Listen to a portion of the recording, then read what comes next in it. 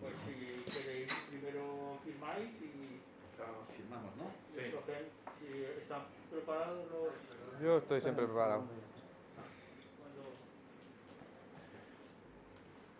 Pues es un honor y una satisfacción firmar este convenio por diferentes razones.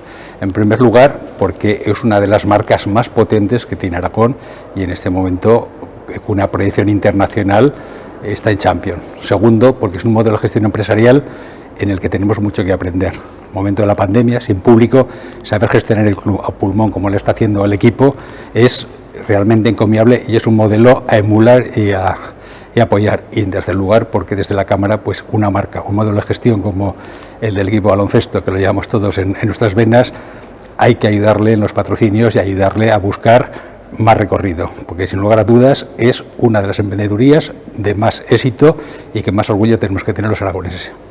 Bueno, pues para Vázquez Zaragoza es un honor, como bien ha dicho el presidente de la Cámara, es mutuo, porque nosotros lógicamente como objetivo siempre hemos dicho que tiene que haber baloncesto en Zaragoza y al máximo nivel, y ese es nuestro mayor objetivo como club, y qué menos que estar en la casa de los empresarios, ¿no? Y sentirse bien acogido.